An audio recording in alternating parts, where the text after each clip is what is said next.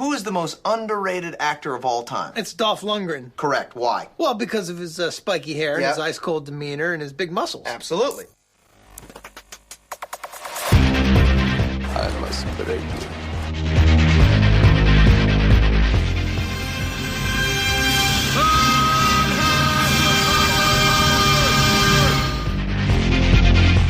The guilty will be punished. My name is Sergeant Andrew Scott. Come on, guys, don't do this. If I don't get breakfast, I get real grumpy. I don't think you like me grumpy. And you go in pieces, asshole. Let's kick some ass.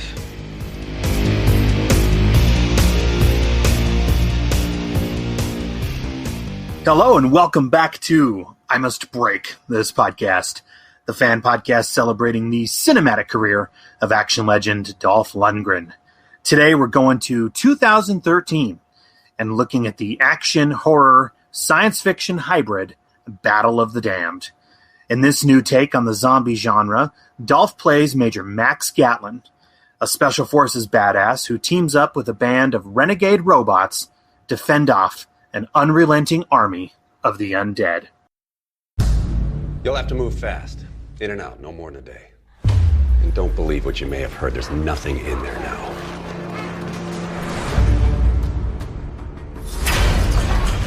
You think you're the first? There's been others like you. They all died. Welcome to hell. There's no way out of the infection zone.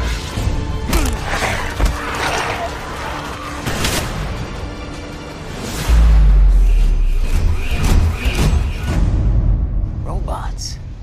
Where'd they come from?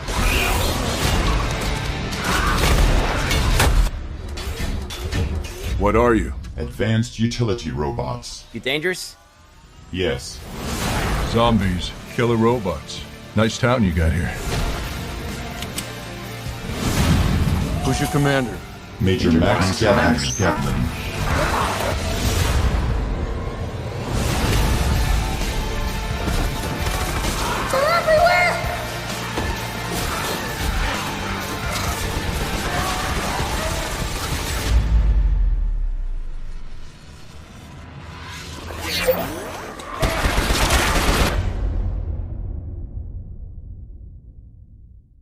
I'm your host, Sean Malloy, and joining me to chat this one is Ryan Rebalkin from Going the Distance, the Rocky series podcast. Ryan, it's been a while that I've been wanting you on for a long time, but I'm glad we were able to make it happen. Thank you so much. It's my absolute pleasure to be here today. I truly am excited to talk about this film, to talk about our journey to this film and everything involved with it. Well, and actually, and before we get to this film, I do have to ask you a bit. I mean, because you've been podcasting a while, and your current show is Going the Distance, the Rocky series podcast. I was hoping you could tell us a little bit about that, because it's my understanding that pretty much your show, you guys take a look at all of the Rocky films from the very first Rocky, and currently you're up to Creed 2. Is that right? Yeah, that's correct. It's a journey that started about 5 years ago with my brother, but now I have two new co-hosts that have joined the show since that time. That's Katie and Kyle. They're excellent co-hosts. We love them, and Ruben's given us full support. That's my brother. He just went on to bigger and better things in his life, and he doesn't podcast anymore because 5 years is a long time. We had a casting change, you could say. Anyway, so we're on season 8 of the show, which coincides with Creed 2 being the 8th film in the Rocky franchise. And each season has anywhere from 15 to 25 plus episodes. And we break down the film in order, and we scatter interviews throughout the breakdown of the movies. And if you want to check it out and you're a big Rocky fan, we're on the Last of the Action Heroes podcast network. So if you're listening to Sean's show on a feed that isn't that network, we encourage you to come over and check out our show and other shows on our network. We've got James Bond podcast. We've got Bruce Willis movies. We've got, of course, the Dolph Lundgren podcast, which you're listening to now. Arnold Schwarzenegger. another Rocky coverage called Rocky Minute, Slycast, which breaks down Sylvester Stallone films. I'm missing somebody because I'm doing this. Oh yeah, Steven Seagal even. So I can't forget Steven. Did I forget anybody? Because I'm doing this off the top of my head, and we got a few shows on our. I think it's everyone. So, anyways, check us out on the Last of the Action Heroes Podcast Network. So, I guess my big question for you, and I was going to ask you this offline, but I'll just ask it right now. So, sure. when you guys are finished with Creed 2, where do you guys go from there? Like, I mean, that's my big wondering. If you guys have 5 years invested in this, I'd hate to see it end. I imagine it will not end. So what's going to be the next step? I wish I could clone myself into 3 different persons, or me, 3 Ryans, because I want to revisit the Rocky movies with Katie and Kyle. Because time has passed, I think my podcasting skills have improved, which isn't saying much. I'm just saying I think they're a little bit better than when I first started. I know the feeling. Also, yeah, I think most podcasters kind of are like that. We start, we don't know. I remember when I first started, my first episode is almost unlistenable, but it's kind of fun to go back and listen to it. And I like to thank anyone that stuck with the show after the first, half of my first season. But anyways, so there's that kind of thought process, but I wouldn't say I'm getting tired of Rocky, because that's not how I feel at all about the franchise, but I kind of want to challenge myself in other ways. And one of those ways is actually just the Rambo franchise. Take the same coverage and format and just roll right into the Rambo franchise, because there's a lot of fans of Rambo. In fact, there's a lot of Rambo fans that aren't Rocky fans. They don't always coincide. People are Rambo fans that aren't Rocky fans. So there's a new audience out there that would like to hear, I think, the coverage of the Rambo films. And lastly, I don't know, there's part of me wants to end Creed 2 quicker than I started. I know that sounds terrible to anyone who listens to my show, because it's not in a bad way, but it's a harder film to get through. I love the film. Because it's not quite a Rocky film, I've been torn. I'm tackling it the same way I did it with the Rocky films, giving it the same coverage and I don't know if I should have. If that makes sense. I should have maybe just done the Rocky scenes. If I could have gone back in time, I might have just done the breakdown of the scenes that Rocky's in. If that makes sense. Well, it's so funny. It's taken long. Sorry, it's just taken a little bit longer than I anticipated, and I'm doing a lot of sailing coming up. So it's just the season's broken up a little bit longer than I anticipated because of my sailing schedule in the Navy too. Well, it's so funny that you mentioned the early shows and the early seasons, because it's really kind of funny and serendipitous, I guess, the fact that we are covering and discussing Battle of the Damned for this one, because it's interesting. I went back through and checked out one of my early episodes, and like you, I'm kind of like, oh my god, it was almost virtually unlistenable. I felt, I mean, and obviously they say, you are your harshest critic, so I get that as well. But it's funny because my very first interview episode that I ever did for the show, so it was episode 4, so back in the early days. And for anyone, just to give context, okay, so episode 4 of the show, I got to speak with Christopher Hatton, who was the writer and the director of the film that we're talking about today, Battle of the Damned, okay? So that was episode 4. We are now in the 70s. Terms of episodes. That shows you how long it's been going. Crazy. I went back through. Yeah, I went back through after watching Battle of the Damned. I decided, well, I'm going to listen to that conversation again, just to kind of pick up on some tidbits for our conversation today. And I'm just like, oh my goodness, I wasn't using the right recording equipment then, and I'm nervous and everything in the interview. Right. I mean, it's not my shining moment. But Christopher Hatton, God bless him, was an absolute gentleman and was wonderful to talk to. So it's interesting you brought up Christopher Hatton, because I have some thoughts on him, and I'll not say some of the things I was going to say because you interviewed him. In fact, that was one of my questions I was going to ask you, is if you've talked to him. So let me go back now and say, how did you get a hold of him? And did he indicate in the interview why he hasn't done any films since 2013, or since this film, 2013? He not really, but I mean, he is, I think, like a lot of people in the entertainment industry, especially writers and directors, getting a project underway and seeing it. I mean, there's tons of, thousands of scripts that are out there, amazing scripts, I imagine, that I think just are not getting made because they're not being shopped around to the right people. And I think the industry is pretty much a lot of, who do you know? You got to know the right person. And so I think Christopher Hatton is working, and he is, working in various capacities, but in terms of writing and directing his own project, I think that is a huge, laborious task to get something like that underway. So yeah, it's interesting, but I'll admit, man, granted, this is a small, little, independent action, horror, science fiction hybrid, like I said earlier, but I'll admit, this is so much better than I think it has any right to be. And I mean, I was going to get to it at the end, at least in my opinion, but the camera shots that this film takes, the overall coloring, the coloring palette of the film, I mean, it has a very moody, atmospheric, look and style to this film that I think is pretty refreshing and welcome. Boy, you're just going right into it, eh? Are we going to talk about what we're drinking first? Because you made me go buy alcohol for this podcast, which I don't drink and podcast because I think it can be, it can deter my already sloppy podcasting skills. But not that you or I have ever gotten drunk on a podcast, but I think it's fun to do when there's a proper theme. And tonight, I think we both picked one that has a theme. What's your drink of choice? Okay, so hold on. All right, I just cracked it open. There's the crack.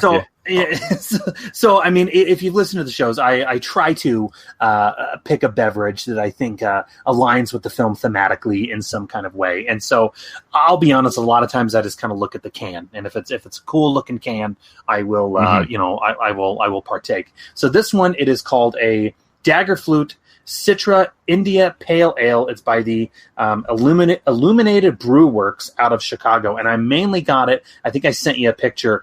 It has Gene Simmons on the cover, so his face paint, and there's a sword in the middle. I don't know if it really aligns with this particular film, but I thought it was just a really wicked looking can, so I figured, hey, I'm going to do this one. Well, Craig's a big Kiss fan, so I think he'll appreciate that. Yeah. How about you? Well, mine is from the Tree Brewing Company in Kelowna, British Columbia. Their tagline is "The best things in life are tree." Yes, BC being a tree-hugging province, which we love. But the name of this beer, and the reason why I picked this one, is because it's called Cutthroat. Nice. And there was so much throat cutting in this film that I thought, of zombies' throats being cut. I thought the title of this beer was perfect. So let me crack it open, and cheers, and good luck to our podcast this evening. Yeah. Well, and actually, okay, so I have to ask you real quick, okay, before we look at Battle of the Damned. Please. Obviously, you're a big guy, you're a big Rocky guy, Rambo, all of that. How about Mr. Lundgren? I mean, I know that when I gave you the list of films that I had coming up before you landed on this one, I think it's fair to say you hadn't seen any of those films. I don't think you had really even heard of those particular films. So I guess in terms of action stars, where does Mr. Lundgren stand for you? Well, of course, I'm a huge Rocky fan, Stallone fan, and I admit I haven't followed Dolph's career, his straight-to-DVD career or video career, which started fairly early in his acting, very well. I was a big Van Damme fan growing up as well. I think Sly and Van Damme were my two top action stars. I'm born in 1975, so I was right there in the heyday of all that stuff. But I always enjoyed Dolph, and I think the problem with Dolph at the beginning of his career, through no fault of his own, but he could both be thankful for playing Drago, and it's kind of like a blessing and curse situation, is that he's such an imposing figure, like Schwarzenegger. He's kind of limited in his own. I guess he's his own worst enemy. Schwarzenegger, for example, is a beast of a man, but he has a personality, and I think Dolph, I don't know, I think he's a little bit more, I wouldn't say robotic, but I don't know if he tries to play it that way or he's just not a very ranged actor. And so he really is relying a lot on just being the big, tough, quiet talking, almost like a foreign, large Clint Eastwood type character. But to answer your question, I root for Dolph, and I want him to do well, and I'm glad he's still acting. And a lot of the movies, and I listen to your show, and I admit I'll listen to episodes of podcasts. I listen to your episodes of movies I haven't seen, but I will go and watch some of the movies that you've talked about after you've talked about it, just to check it out. And so going into this, I think I had low expectations. And we'll get to some of the details of where I was both, irritated but also entertained at the same time. And I don't expect much more from what I saw from this. And I feel bad for Dolph because when he's in the movies like The Expendables or Universal Soldier and all these other films, when he has the right director with the right script, he's a lot of fun to watch. And I just feel bad that he's straight to the DVD bin. Well, why this particular film? Because I mean, I know I gave you a list of films. I can't remember how many titles I gave you, and I hope it wasn't slim pickings for you. But I know this particular film. Yeah, I can't remember. It was a few months back. This one you singled out though. Like this one, you came to me and you said, "I want to discuss this one." So I guess my big question for you is, why Battle of the Damned? Was it the whole robots versus zombies conceit that really intrigued you? I guess, and my follow-up question to that is, are you a big science fiction fan, a big zombie, kind of guy? What's going on there? Great questions. I'm a huge fan of The Walking Dead, but the reason why I love The Walking Dead is because of the human storyline. I find zombies terrifyingly boring. I think the zombie concept, I don't find them scary. I think they're kind of gross. The fact that they just eat people, it's not something that I enjoy watching, but I love The Walking Dead, and I still watch it this day. Maybe I'm a glutton for punishment myself, but I love The Walking Dead, but I hate zombie-based protagonists or enemies. I find the whole concept of them boring. However, I'm a huge science fiction fan. Yeah, but I'm a huge science fiction fan. I love robots, love space, and I love action films anyways. And I love Dolph, and I want him to do well, and I've always rooted for him. So I think the reason why we tackled this, it was a few months back. I think it was almost 4 or 5 months ago when we talked about this future date recording. I think it must have been the zombies and robots, but I will admit, when I started watching this, I completely forgot the concept. And so when the robots were introduced, we'll talk about them, of course, but when they were introduced, I was like, oh my, what is going on here? So I admit, I'd forgotten everything. So I watched this very cold. Never saw the trailer. So I went in this extremely cold, not knowing there was robots to begin with. Well, I'll give you a little bit of backstory, but before we really look at the film.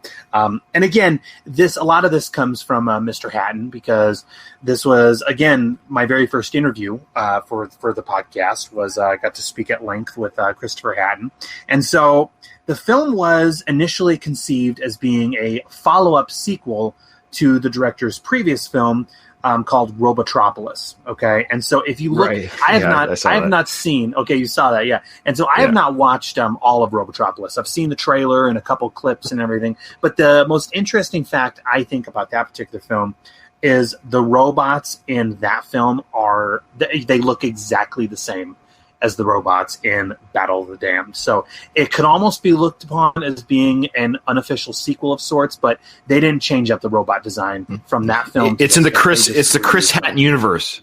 Exactly. The Chris Hatton universe. He's created his own universe. And so, man. He was conceptualizing this idea, and when he brought it to the financiers to get the project rolling, they basically told him, look, we want to do this project. We think it sounds like a lot of fun. We also want to add Dolph Lundgren to the project. And so what Chris Hatton did when he, of course he said yes to that because they're putting up the money for it, right? So sure. Once he discovered that Dolph Lundgren was going to be on board this particular project, he came upon the decision, which was very wise, as he said, and I remember he said this in the interview, he says, look, I watched a bunch of his films, and anytime he's on screen, it is a Dolph Lundgren movie. He sucks the air out of the room. It is his movie. So we're going to make him the main character, and we are going to have everything revolve around him. And so the character of Max Gatling, this was written for Dolph Lundgren and with Dolph Lundgren in mind for this particular film. And I will say right now, the name Max Gatling, like, what a cool name. Like, what a badass name. I mean, there's so much about this film. I don't know if you picked up on it or not, but it's very clear, and Chris Hatton even echoed this to me as well. both he and Dolph were fans of Snake Plissken, Kurt Russell's Snake Plissken character. Right. And so there's a lot of parallels between Snake Plissken and Max Gatling that are pretty similar, which are a lot of fun. But this was right out of the gate. This was pretty much reworked to make it a Dolph Lundgren centered movie. It was filmed in Malaysia, and so I don't know if you watched the behind the scenes video that I sent you or not, but it was filmed in Malaysia. I missed that. I actually didn't. My bad. I didn't see the video. Okay. Oh no. Continue. Well, I missed the video. It's available. It's available on YouTube, so you can totally check it out. But if you watch it, I mean, it just looks like everybody was having a lot of fun on set, which is saying a lot considering the conditions. Yeah. Because if I can see that. I can see that they were having fun. I believe that. Dolph didn't dial this in. I know the Bruce Willis podcast, where there's a Willis, there's a way. A lot of the movies they've talked about with Bruce, they'll often mention, and rightfully so, that Bruce kind of dials in a lot of his performance. And I think, Dolph here, he's executive producer of this film as well. You can tell that he has a vested interest in making this film good. Well, especially considering if you look at the filming locations, okay? Like I was saying, this was filmed in Malaysia, and this is a country that is relatively close to the equator. So I guess they were dealing with just brutally hot days on set. And you can almost tell in many of the shots, especially when they're running through the streets, it just seems like everybody is just caked in sweat. And I think that kind of lends itself well to the themes and the tone of the film. Well, do you want to get started? Yeah, so let's get going. I guess, look, before we pick this film apart, I have to ask, because I know I kind of gave my recommendation fairly a little early, how I said that I think it's much better than it has any right to be. But I'll go to you real quick. Did you at least find more enjoyment out of this film than critique, I guess we could say? I always judge movies or music, for that matter, or anything. I'm against to what it wants to be, right? Meaning, like, I know that it weren't making an Oscar film, so I don't judge it like that. I don't look at films. Films are like a meal or a snack or something. Like, you know when you're going to have a peanut butter sandwich, you can still rate that peanut butter sandwich against all other peanut butter sandwiches. So you can say, oh, I don't like crunchy, or I like a little bit more butter, or I like to have white bread instead of brown bread. You know what? So that's fair. You're judging a peanut butter sandwich against other peanut butter sandwiches types. So this is a straight to video. Understandably, it's a lower budget film. So I know that. I know going in, that's what I'm not comparing it to, was it a Christopher Nolan film? You know what I mean? Like, I recognize that. Not to interrupt you, but I mean, let's sure. World War Z. I think World War Z and this film are fairly similar in in their overall tone and themes and everything like that. But World War Z is also working with four larger times budget. The budget of this. Yeah, well, more than that easily. Yeah. Well, this movie did cost $8 million, which is not cheap for an independent film. But that being said, so I went into with that, and so I did judge it. So my critiques are actually still they are not on the CGI or maybe the makeup or that sort of thing. So I do have critiques and problems with this film.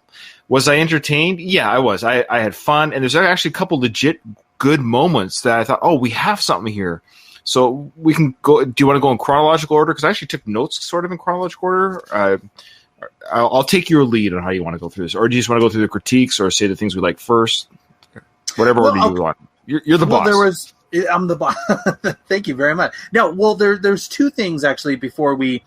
And I know that we're kind of setting this up big time looking at the film, but one of the things that I noticed about it, I don't know if you did either, but I'm pretty sure that most of the zombies that we see in the film are simply extras who were living in Malaysia at the time.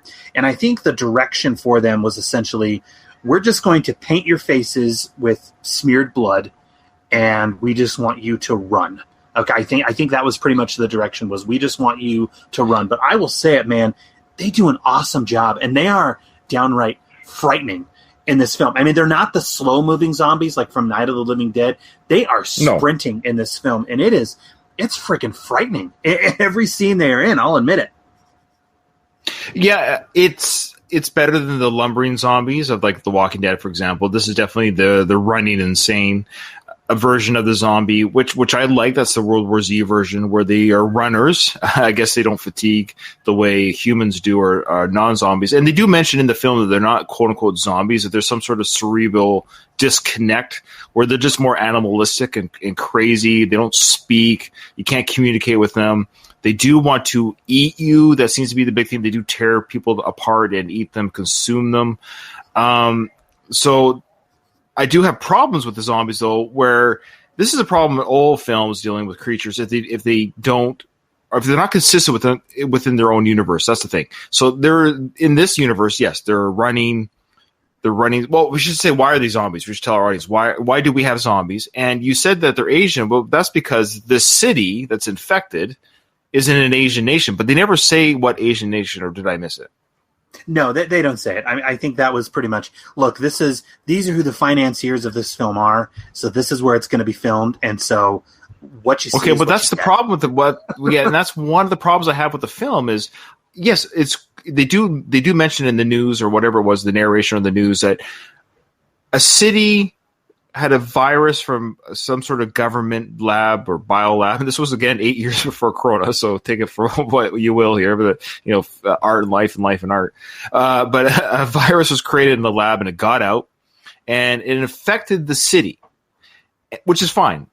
Some no name country, no name Asian city. So the fact that the majority of the zombies are Asian, that's fine. That's where it's located. But that's part of the problem with some of the cast of the characters that we see is we have a lot of white survivors or a lot of white players. And I was a little confused about why the guy who created the virus, this is, I guess, sort of a spoiler alert, but if you haven't watched the movie yet, the guy that created the virus, he's the one that hires Dolph Lundgren as a private ex-military member to go get his daughter out of this city, because the city, now this is where it gets a little bit, I'm a little bit infuriated by the plot. Okay, there's huge plot holes in this film, which is fine. And this is where I'm not trying to criticize the film for being straight to video, because even if you're straight to video or have a low budget, it doesn't mean you have to have big plot holes. And it can be easily explained or talked out of without even showing anything, just by the narration of the characters. And that's what we get. We get narration from the characters where they say, the city is quarantined. People can't get in and they can't get out. That's fair because it's quarantined. But my question is, if they're able to man such a huge area, why don't they just wipe out the zombies to begin with inside, if that's the problem? Well, okay, so you said a couple things there. Okay, yeah. Yeah, I did. Well, no, I mean, and I'm right there with you. So there's actually two revelations that are introduced fairly early in the film, actually. And before we get to those, I just want to give, credit and props to the first 15 minutes of this film. Okay, and this is something else that Chris Hatton said on our interview, was he really wanted to start this film out with a bang. So then that way it had some time to breathe and the audience was not bored. And so I will say the first 15 minutes are really quite good, where basically you get some brief exposition where, like you said, Max Gatling, he's hired by this rich industrialist to go into this plagued city of the undead to rescue his daughter. And so what we see in this first 15 minutes is we get that brief exposition, okay, and then we basically get a 15-minute long chase sequence where we get tons of running zombies, and like we said, instead of the slow-moving zombies, they're doing lots of shaky cam. And I really do appreciate and like the look of Lundgren and his commandos, because they're all smeared with grease and they're all sweaty. They're wearing this black body armor. I also like how Lundgren is wearing a bandana of sorts in this opening scene, just to make him look more badass. One thing that does not, unfortunately, come off too flattering. And look, I mean, I've never had a hip replacement surgery, but Lundgren was actually a couple years removed from having a hip replacement surgery. So in these that was one of my notes. Sorry, I didn't mean to step on you there. Yeah, and well, no, you can see that he's struggling a bit, and God bless him to be doing a film like this and trying his best running, considering what he has on, half of his body is a replacement. You know what they should have done? Props. Yeah, sorry, I keep stepping on you there. I apologize. No. Yeah, I noticed the lumbering run that he had, and it was quite noticeable. And I know he's not that old. In this film, he would have been at least, I guess, maybe, 50, 48, or no, 50. 53 maybe, because I think he's 63 now or something. So early 50s. But yeah, he was running really terribly. And what I would have done had I been them, like, yeah, okay, he's human. You know, he's got a hip replacement. He's good for him to be out there and running and standing and doing all this movement. I would have had that opening sequence that you're talking about, have him land on his hip, make it so he's injured for the rest of the film. Oh, that's a great idea. Yeah. And then he's having to, I mean, that injury is affecting him throughout the film. I like that, actually. Then he just naturally, because when you see this film, it was noticeable. It's like, he just, I hate to say, he looked terrible running. He looked like an old man running. And I feel bad for saying that. But his gaunt and his run it was slow and lumbering. And we're expected him to run away from these zombies that are very fast. It was a juxtaposition that did not look very good. No, but I mean, you already mentioned one of the revelations. Yeah, it turns out that the industrialist's company, so the guy who hired Dolph, he is responsible for creating the virus that infected and then toppled the entire city. However, the film really never goes into detail about how this pandemic was originated or how it spread. It's just he created it, and then we also find out that's a huge. Okay, don't go away from that yet. That's a huge plot hole because this opening 15 sequence is basically an Expendables type breakout. Like they've got Dolph Lundgren and his team. They seem to be ex-mercenaries as well. One guy gets away with the chopper. He gets to the chopper, gets out of the city. The other guys get killed by the zombie attack. So now it's just the lone wolf Dolph who's going to go complete the mission by getting this girl that they've been paid for to get her out of the city still. So everyone else has abandoned him either through death or just like, you know, the mission's over. We can't find her. The city's too big, which is a fair statement. Finding somebody in the city would be very hard. So that being said, why are they not infected? Because it said the virus spread like wildfire, that people were getting the virus and they had to shut down the city before it spreads to the rest of the world. Good plan. But now we've got soldiers in there and other survivors that live in the city that aren't infected, and they give no indication why they're not infected. We do know that the infection does come from bites. So did everyone just get bitten that are infected? Is that the only way? Yeah. It's not airborne? They never take the time to go into it because I think in the end, to give Mr. Hatton and the rest of the production crew a little bit of credit, I think in the end, their big goal was to get to the main conceit of this film. Robots and zombies, baby. That's what we want. Even discussing this, I forgot there was robots. Okay? I'm telling you right now, I keep forgetting there's robots in this film. And I don't know if that's good or bad. I think when they showed up, I was like, oh, these guys are here. Okay, so when the robots were first introduced, they were done in a very slow way. They were stomping around. And I thought originally it was the people that were protecting the perimeter were sending robots into the city to enforce people not leaving. I didn't even consider that they were there to get the zombies until they did at the big turn. It reminded me of Terminator 2, that you didn't know that Arnold was a good Terminator and he ends up protecting the boy instead of killing him. Remember that scene in the hallway? Oh, yeah. Yeah, if you didn't know that Arnold was in the trailer. Exactly. So if you'd gone, they spoiled that in the trailer, which was so stupid. Here's the goal. I watched the trailer after watching this movie, and they spoil that reveal in the trailer. So I was one of the few people that saw this film. I thought the robots were there to get the good guys, so to speak, the main characters. I thought they were going to have to deal with zombies and robots. And so when the robots actually joined the team to get them out with the daughter, I don't know how I felt about that, because I thought maybe it would have been more crazy that they're actually up against robots as well as zombies. Well, and it kind of felt like they got a buff from like a video game. They got like this, like a companion on this role playing game where like, oh man, this guy just kind of takes care of everybody. These robots are a huge help, but it took the tension out of the film a little bit. Well, the film, they do have some stakes to the film. There is a countdown or a timeline to the film, because this is the other big revelation, is that Gatling also has intel that the city is going to be firebombed in just a couple of days. So what this gives our characters are some stakes, as well as, like I said, a timeline to where they do have to get out of the city by a certain date, or they are going to be, nuked. Like, everybody else. And so that is one bit of information that Dolph's character is sitting on for about the first hour or so of the film, I'd say, before he finally lets everybody in on, okay, look, this is why I have to get you out. Yeah, okay. So for our audience, if you're following this, and I apologize to our listening audience for a few reasons. I apologize that you're trying to follow this plot here because it shouldn't be as confusing as it sounds, but they have robots that are killing the zombies. It's never indicated who sent the robots. Is it the same people that wanted to firebomb the city? Because that doesn't make any sense. Like, why send the robots now? And there's only 5 of them to kill millions of zombies if they're going to firebomb them the next day. Well, I think this is where it might be a good idea to, if we had seen the previous film Robotropolis, because my understanding in Robotropolis is these robots were in fact the antagonists. They were killer robots that everyone was having to, survive and stop and defeat and everything. And so the character of Reese does in a very quick line of exposition where he says these were robots that were created that ended up turning on their creators and have just been that have just been languishing in the city. So I guess if you want to, you could say that it is a sequel to that previous film, but it could also stand on its own 2 legs as well.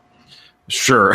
Well, it has to because I watched this as a standalone film. Did you hear where the robots walked from? They said where they came from. One of the Reese asked, "Where did you come from?"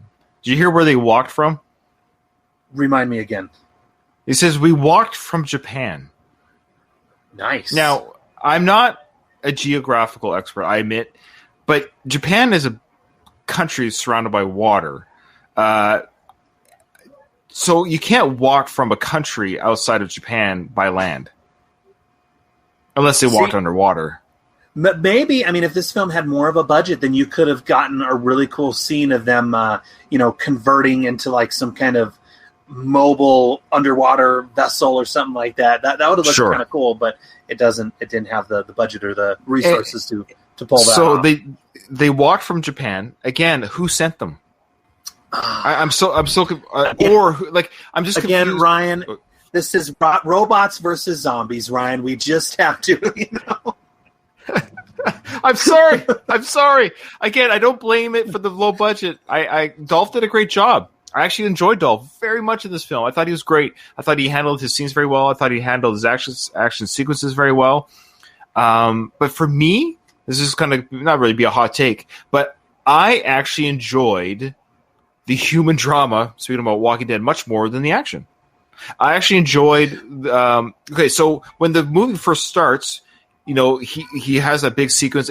For our listeners, it was a 15-minute cold open, which I couldn't believe. I checked the clock of the film. So the title card comes up, Battle of the Damned, at the 15-minute mark. I was okay, interesting. Because the next part of the film is now... Yeah, because it's ballsy.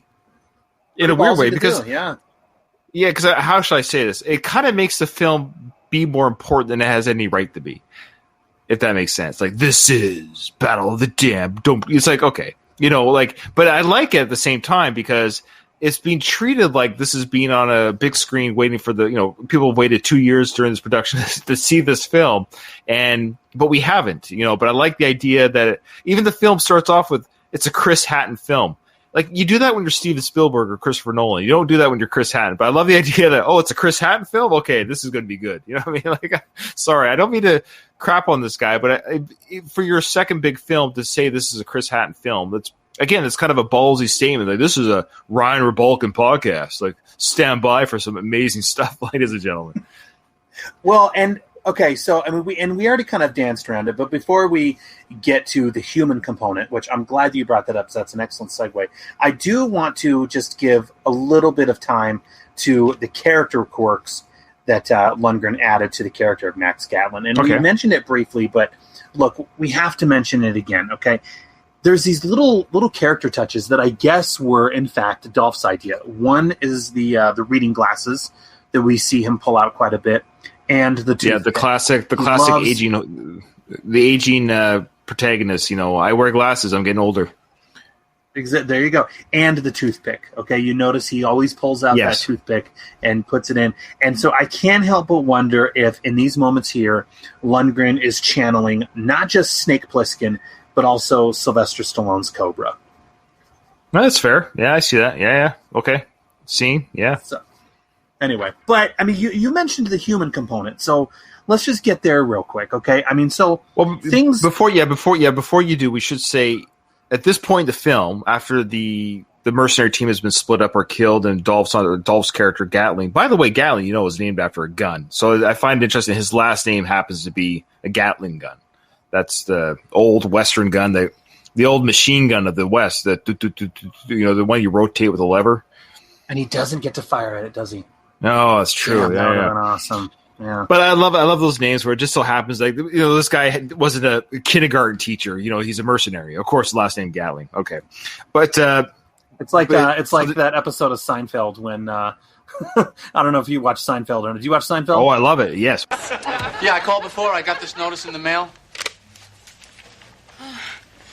Tropic of Cancer, Henry Miller. This case has been turned over to our library investigations officer, Mr. Bookman. Bookman? The library investigator's name is actually Bookman? It's true. That's amazing. That's like an ice cream man named Cone. Lieutenant Bookman's been working here for 25 years, so I think he's heard all the jokes. Yeah, there you go. That's exactly. There you go.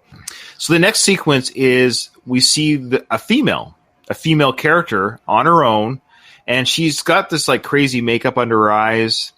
She looks like a video game character. She's got her hoodie up, which is a terrible thing to do. If you're trying to avoid zombies that run very fast, I would recommend not blocking out your peripheral vision.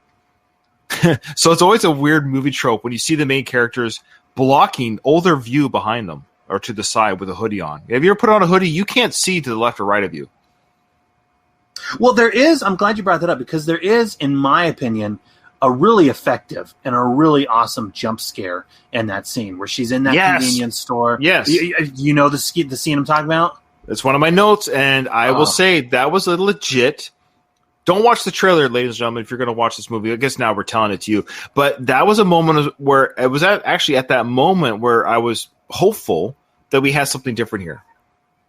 So that it was actually a legit, like we have even though it's straight to video and a lower budget, which is fine. I don't fault it for having a lower budget than your standard films in Hollywood because that's just what they are.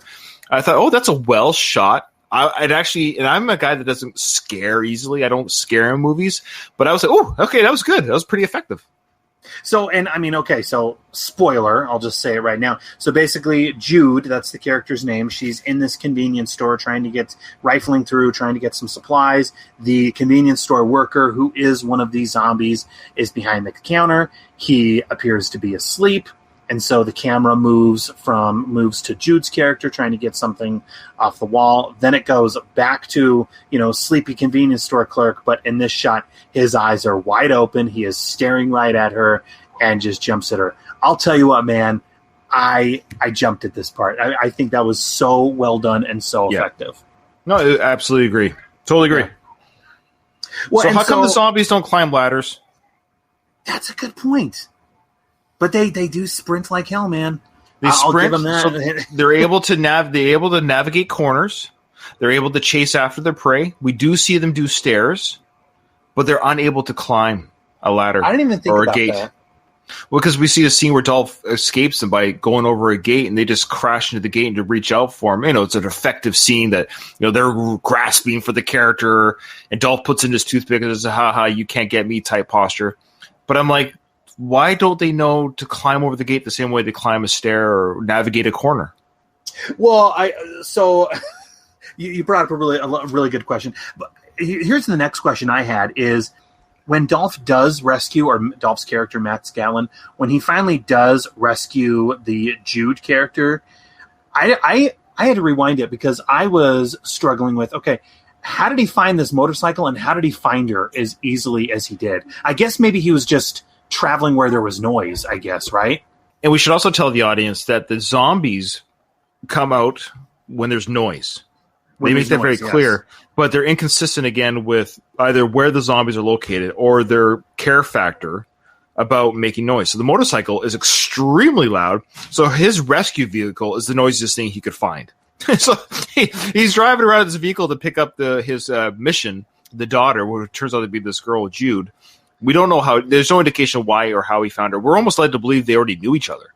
And then we find out they didn't know each other. And in her mind, Jude's mind, she's just had a 6'4" hulk of a figure, quote unquote, rescue her. He doesn't even tell her anything, just basically kidnaps her, takes her to his place. And she's like, just so you know, I'm not going to sleep with you. And that's a good comment to make because at this point, we don't know if he's just like a rapist. He hasn't told her anything. Why doesn't he say, hey, I know this is all overwhelming. You just got chased by zombies. I'm happy to save you. But just so you know, I'm actually here to not just save you from the zombies that were chasing you, but I'm here to get you out of the city. I was hired to do so. There's nothing to fear. But he acts angry towards her. Isn't that, I mean, okay, I get that. Isn't it a cool shot, though? I mean, that's what I took away most from this entire moment here is just how wicked Dolph looked sitting on a Harley, holding a hatchet and using a hatchet to slice and dice zombies. I thought that was pretty effective and looked really, really cool.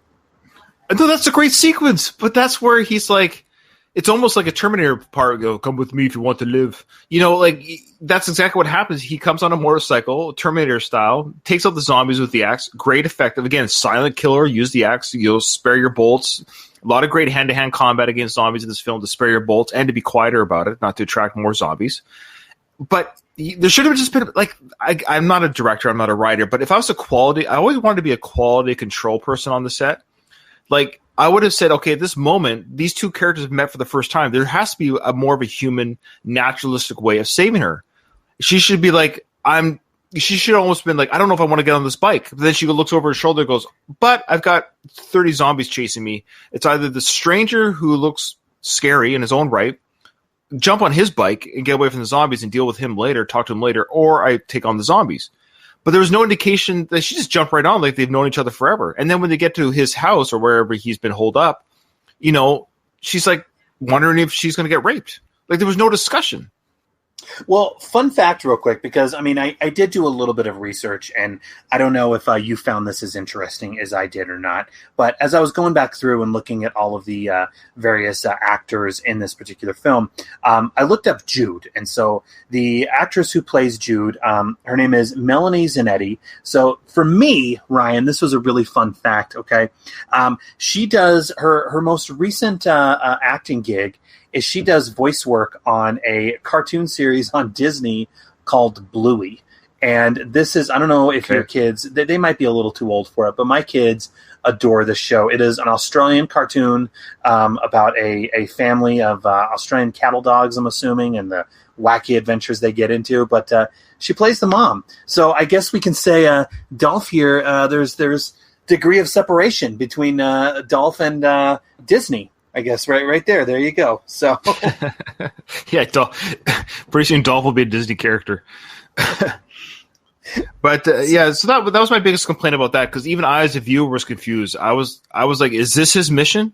Like, it wasn't until we didn't even know as a viewer. We assumed it was the daughter, but she looked very capable in her own right, because we figured she's got this cool makeup job under her eyes. She's survived so far in this city, so we know that she can kind of take care of herself. There was some fighting that she did on her own before she quote unquote got rescued by Dolph's character.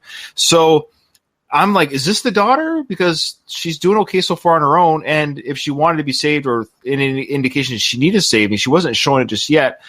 It might have been like, are you Jude? Yes, I am. Well, get on my bike because I'm here for you. And she could just say, well, who are you? We'll explain later as the zombies are coming. You know, like just some sort of indication. Because as an audience member, we didn't even know they didn't know each other. It almost seemed like they didn't know each other until she's like accusing him of sexual assault incoming. He's like, no, I'm not going to do that. But it's a right thing for her to say, because at this point, she's had a whole bike ride with him. She's entered her house without any struggle. She's just followed them into the house. And then she's like, what do you want of me? Well, I mean, and the film, I mean, for me at least, okay, this film is like 85 minutes, okay? It does slow way down. So basically, Jude takes Max Gatling back to where she has been living, and so we encounter the character of Duke, basically the character of Duke, along with a group of other random survivors. There's only like 5 of them, really, are living in this huge palatial mansion with... It's huge. Yeah, I mean, it's this gigantic mansion, and they are under strict orders just to never leave the compound. And so, of course, they do end up leaving the compound eventually. But there's a little bit of distrust there where Jude and this Duke character don't really trust Gatling, but then they eventually learn to kind of join forces. But yeah, it does grind to a halt in these moments, and we get some character. Well, that's the irony. That's the irony. This is where I was interested. See, and okay, so that's where I guess you and I disagree a bit. But on the other hand, I do kind of like it because they do give some characterization to these characters. Okay, we find out we'll get to one of the big plot points of the film. I guess it's discovered that Jude is pregnant with the child of Reese. Reese. Yeah, so basically they have a kid on the way. So once Reese discovers that oh wow, Jude is pregnant with my child, he enlists Gatling to where he says, okay, you know what? I trust you. You're a badass. You're efficient at what you do. You need to get me and Jude and our unborn child the hell out of this city, please, especially before it's firebombed. Yeah, so we should go back to Duke, who's an older gentleman. He's basically running some sort of cult-like compound. Yeah, but he's basically saying only 5 people. Five people, exactly. And 3 are Caucasian, 2 are Asian. And again, this is an Asian city, but so the odds are you would think 5 survivors. You would think the odds if you had a city of 1 million people in some random Asian city, right? And you were to tell me there's going to be 5 survivors out of 1 million people, would you have guessed 3 of them would have been white? But we're never told quite how they met, how they formed trust enough to stay together. Why were those 3 Caucasians in the same geographical area of survivors? How did they survive as long as they did before they met up? How is their house or mansion fortified? It's not really shown or told, but they're able to sustain their life as long as they have in this chaos of zombies. I'm glad they showed survivors. I was hoping there would be more random ones running around. We're led to believe it's just the 5 of them out of this millions and millions and millions of people because, let's be honest, it's a pretty big city. You can assume there's at least 1 million people in the city. I felt there was more of a story to be told about why they were the way they were in a fairly short period of time. Well, that was actually one of the questions that I did ask Chris Hatton, and I did mention the fact that did you guys consider more of a backstory between Gatling's character and everything? Like, did you guys consider a sequel or anything like that? And they were kind of developing and kind of spitballing some ideas here and there, but unfortunately, that never got underway. Yeah, but, I get it, cool. But you don't have to do a big backstory. This isn't an episode of Lost where they all have their own episode. They could have just said we were. They could have easily just said we were working at the factory, or we worked together at some sort of whatever. Let's be honest, where white people who speak English are working. So pick language school, some sort of international facility, and we somehow didn't get infected. We don't know how or why, but we have stuck together. We've made it our goal to stay alive. And so what I've done here is this Duke guy could have said, what I've done is we've established this place as a safety zone, and we don't know how long we can live here, but we just know we've lived here as long as we have. And so if we leave, that's where the danger is. So we never leave alone. Jude should have left. Now she's come back with this big guy who we don't trust. I don't know. That took me 20 seconds. I don't know why they couldn't just say this is how we work together. Yeah. That's why we already have this. We already have relationships. But they have this, particularly the Asian sword fighter. He had this real loyalty to Duke, but it's never explained why. Why are you so loyal to this guy? You guys just met out of an apocalypse not that long ago. Like, we're not led to believe this has been going on for 6 years. This was like a matter of, I don't know. Maybe a few months, maybe 6 months, maybe even a year max, maybe. But again, I don't know how long you could sustain a quarantine around a city. It's interesting, the zombies themselves. Did they ever leave the quarantine? I guess they just get shot down. I'm in the military, not that I know very much because I'm in the Navy, but to secure a city, the manpower required for that is huge. It's very easy just to get away, like in the dead of night, just walk away. Do they have every square inch covered? The amount of manpower and time it would take to cover a city block, let alone a city limit, that's incredible manpower. You think at that point they would just, if they were able to circle the city with people with weapons, why don't they just go through the city and start shooting everybody? Well, there's your sequel. There we can. Sorry, I don't mean to. And then they're going to nuke the city anyways. Right. So what are we waiting for here? Well, okay. I completely, sympathize and agree with all of those. Let's get to the robots real quick. We've kind of talked about the robots. I keep forgetting. There's robots in this film. I'm not even joking. Oh, the robots. Sorry. So let's talk about them, because the robots versus zombie fights. Again, this is, I think, what the big factor was that got this film made. Okay, that this film was sold on.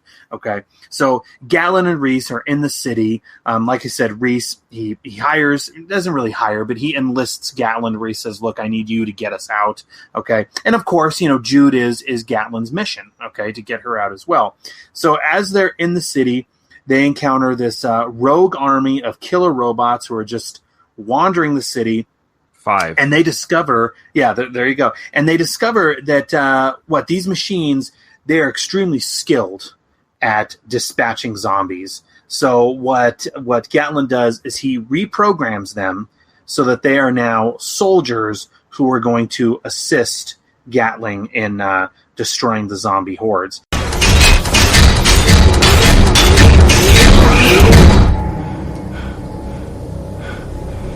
Don't move. Good doggy.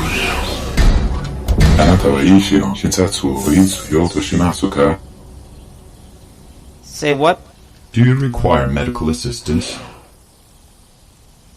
What you mean? Are you injured? No. Okay, so now what? What are you? Advanced utility robots. Where'd you come from?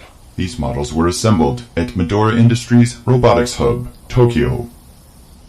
How'd you get here? We walked.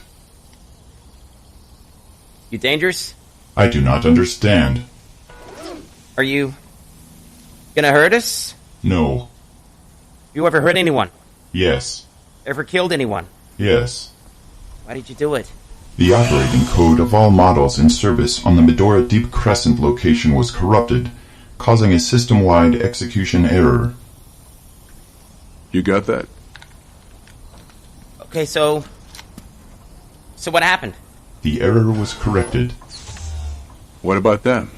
I do not understand. Well, they're dead. You killed them. They are not people.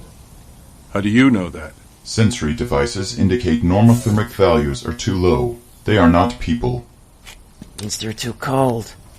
Can I touch you? Yes. Whoa, serious nerdgasm.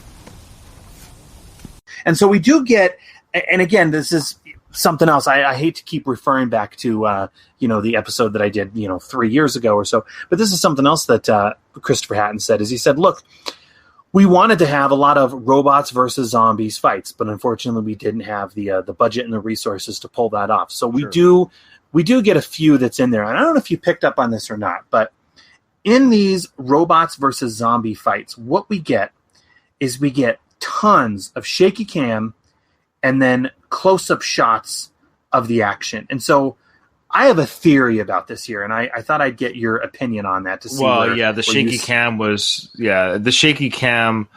It's, and I don't mean an insult to Mr. Hatton if he's listening to this podcast. It's just a way to save money because you don't have to quite CGI. Yeah, you kind of shake it up a little bit. It's like, oh, the makeup job or the bad CGI. You never get a chance to focus on it. Well, we see this in a lot of big budget. I mean, let's be perfectly honest, Ryan. We see shaky cam in a ton of big budget and I hate shaky cam. I don't like shaky cam at all. And I think I have it figured out now. I've seen enough movies now where I figured out.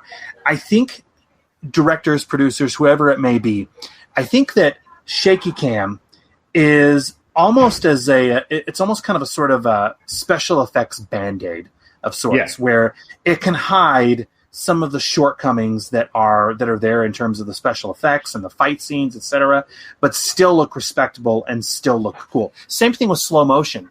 if you think about it, a lot of films. I mean, and I hate the dog, Mr. Jean-Claude Van Damme. I love Mr. Jean-Claude Van Damme, but let's think about it. Every time in one of those movies in the early '90s, every time he did his famous 360 jump kick, it was always in slow motion. Why was it always in slow motion? Because it looks badass. If you ever see him do that kick when it's not in slow motion, it's just kind of meh. Now, granted, it's not something it's so fast. It's fast too. So quick. And so, shaky cam, slow motion. These are camera techniques and trickery, if you want to call it that. That kind of hide what the budget can't do. And so, in these scenes where where the robots are just slaughtering the zombies, again, we see lots of shaky cam, but all we also see is pretty much just close-up shots of the robot heads and torso, as well as the zombie faces, and then immediately cuts away, and you just see the aftermath. And it's like, oh, I guess the zombies or the robots just tore everything apart here in that quick 20 seconds.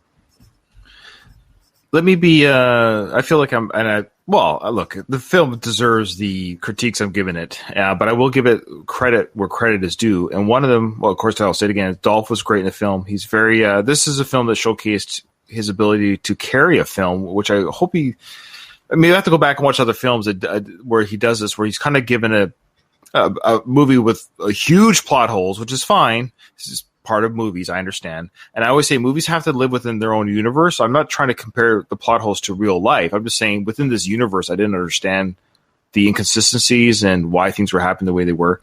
But that being said, I do give the filmmakers credit that they filmed all of this in the daylight. Now, I don't know if that was just to save money, so they had to have lighting rigs or whatever. But the majority of the film, there were some underground scenes in the finale of the movie and inside the building scenes. But I will give them the credit where they didn't hide CGI and fighting scenes. Everything was broad daylight, and so as a viewer, it was all visible. There wasn't any dark scenes because, again, that's another trick that filmmakers make that I hate. Is like, can I see the movie, please?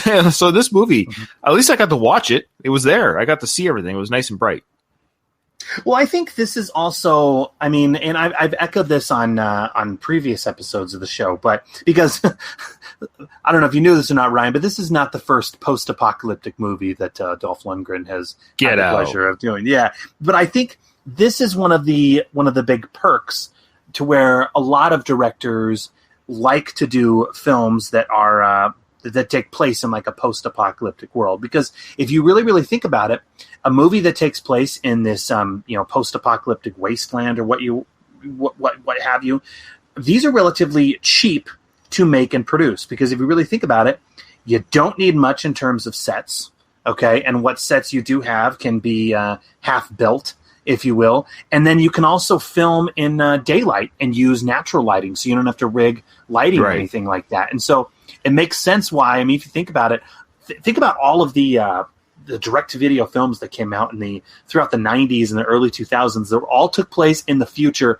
but the future was a wasteland. It's not because they wanted to tell a new Mad Max type story. It's because it's cheap to make. It was cheap to produce. You know what I mean?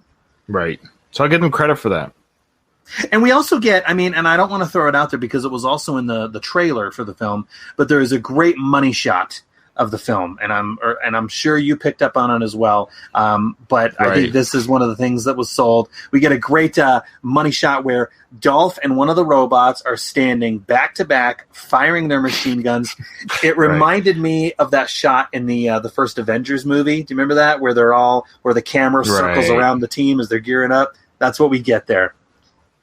Yeah, well, yeah, in the Marvel universe and the Chris Hatton universe are very similar. There you go. I also give the credit to just as I was about to write the note. Did the robots ever run out of ammo? They did.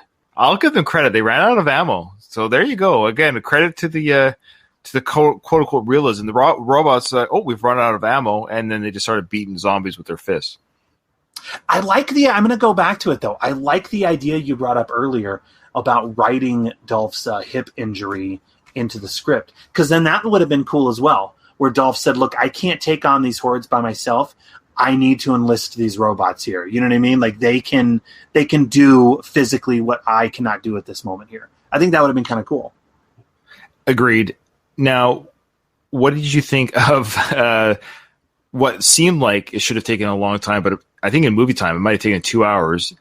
Dolph and his and Jude, they equipped these robots with like Inspector Gadget guns and stuff, and they armor these robots up even more to for the final battle. What did you think of that little A-team montage?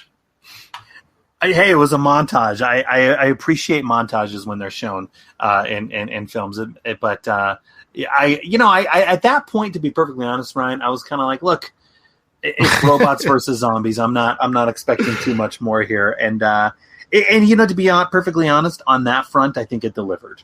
Okay, it's just when they came out and they literally, like, the dog robot was wearing spiked armor.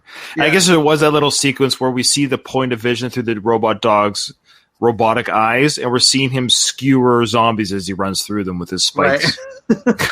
I was just like, okay, it's fine, it's fair, it's fun. I wasn't laughing at the film. I was just like, okay, I know it's silly, but again, it looked a little bit corny, but I was like, you know what, that's fine. He just built it in 2 hours. I was almost more bugged on how quickly he was able to do it. That's all. Well, if we look at the third act of the film, I mean, the final battle that takes place, this is pretty interesting here. I don't know if you noticed this or not either. Okay, but the final battle takes place in an abandoned shopping mall. So this came from Chris Hatton. Okay, this is instant production value here. So what we're seeing on screen, this is an actual abandoned shopping mall that completely sat empty and desolate. Supposedly, it was rumored to be haunted. So people never really went near it. And so, again, from a production standpoint that takes place in this post-apocalyptic wasteland, that's pretty cool. The fact that they found this old building that they really didn't have to dress up and they shot everything there. I think that's pretty economic. That's pretty efficient. And it looked good. It did look good. The tone of the film.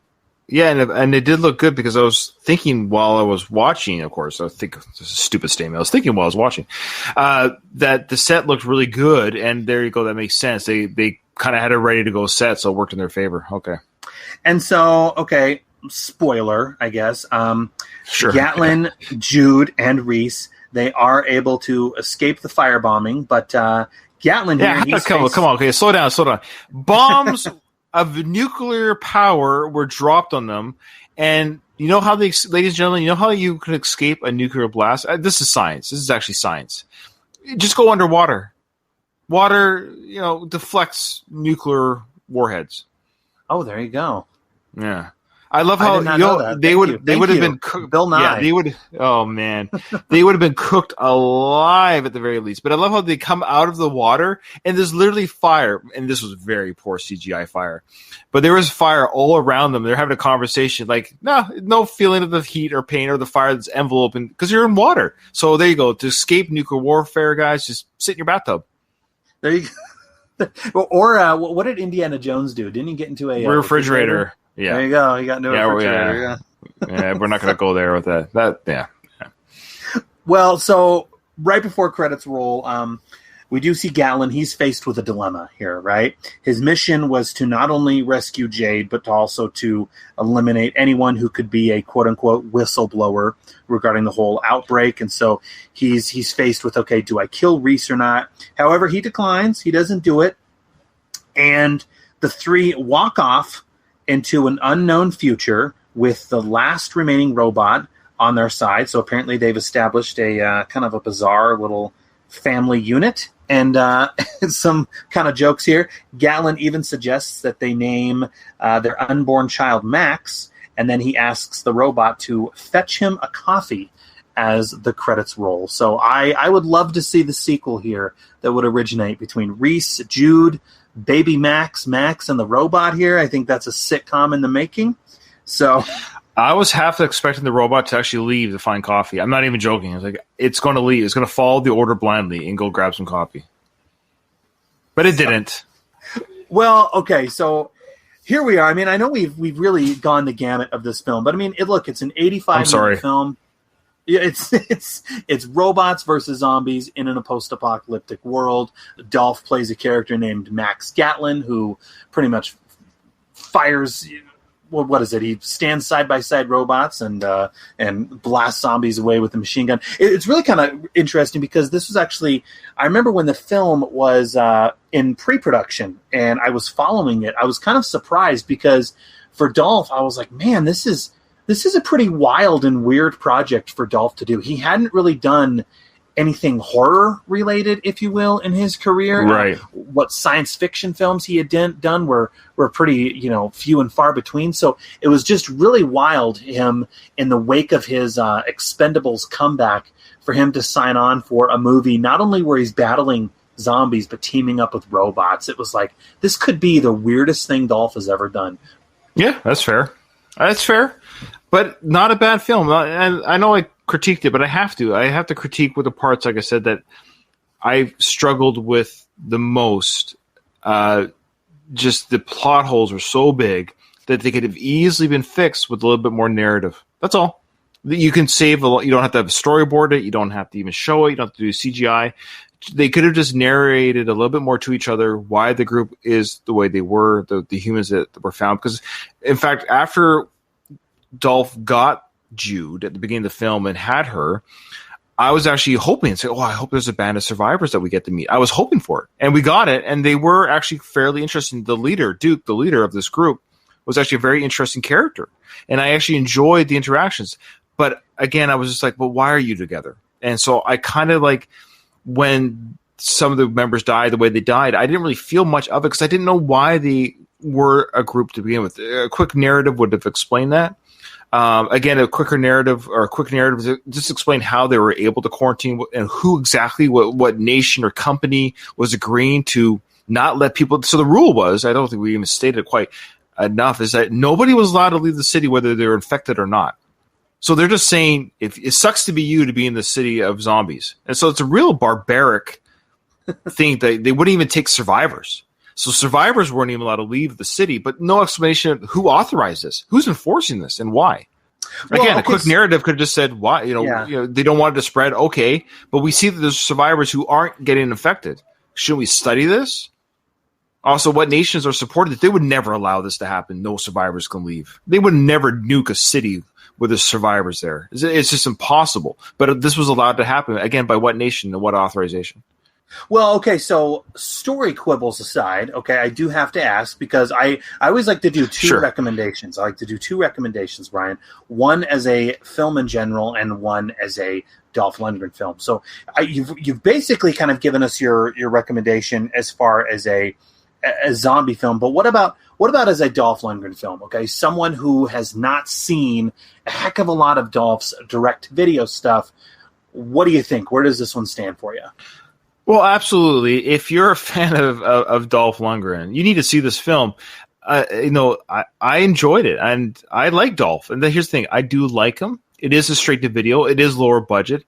Go in with, I don't say zero expectations, but go in with the knowledge that it is within the genre that it is, and it is a lot of fun. And I kind of feel bad that people have been spoiled on the robots, but you'll still get a kick out of them. The robots are not bad at all. The CGI isn't horrible.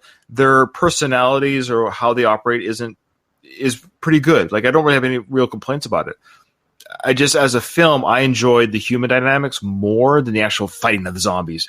Not that I've seen it before. It's been there, done that. It's just that kind of stuff. Maybe as I get older, here's the thing. I was actually thinking, had I seen this same movie with a younger Dolph, but everything else the same, in 1994 when I was 18 years old, I probably would have really liked it, if that makes sense.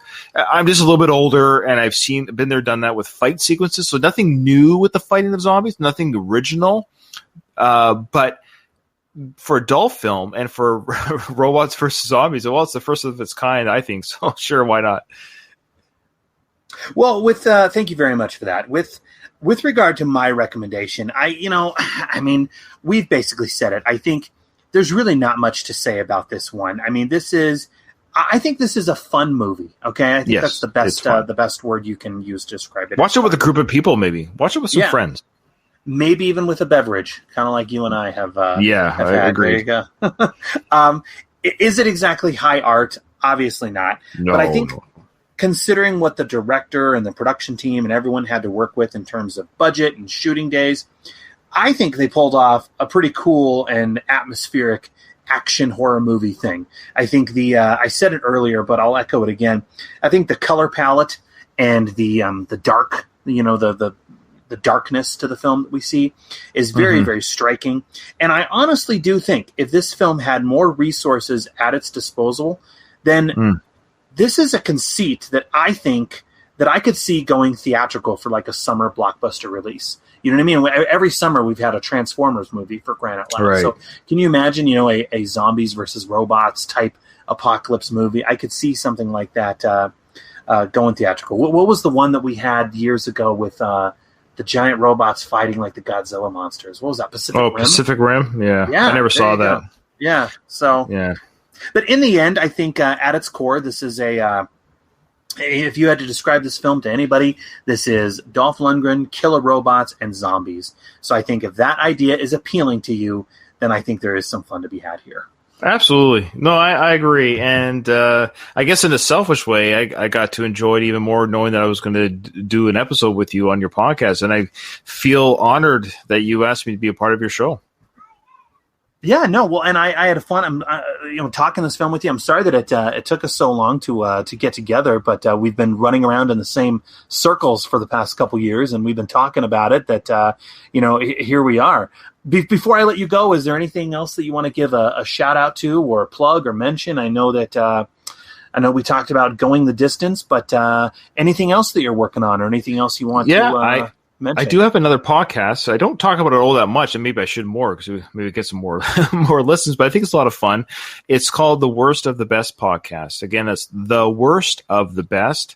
What we basically do is we pick a topic, whether it's a musical artist, an album, an actor, or actress, or a topic like a conspiracy theory or whatever it might be, and then we break it down to whatever the best of that thing is. And then at the end of it, we discuss each point, the best this is the best that. And we, at the end of it, me and my co-host, whoever it is for that week, we then discuss what we think is the worst from that best. So, for example, the whole show started when I started, again, with my brother a few years back.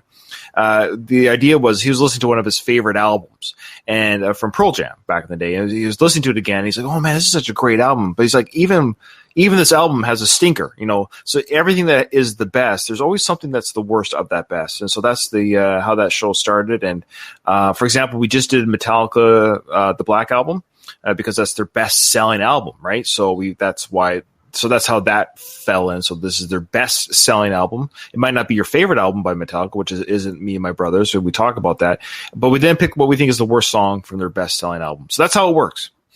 That's a cool concept. That is the worst of the best. Yeah, the worst of the best. So your listeners, if you're listening to this, guys, trust me, check it out. We've got over 100 episodes, and there's topics that, I guarantee you there's a topic, an actor, celebrity, or something that will be of interest to you. And I think the way we break it down, you might enjoy. It's not so much just the reveal of the worst pick. I think our discussion as we talk about each point before our reveal is quite fun.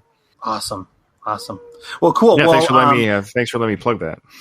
Yeah, no, of course. And again, we have joined forces.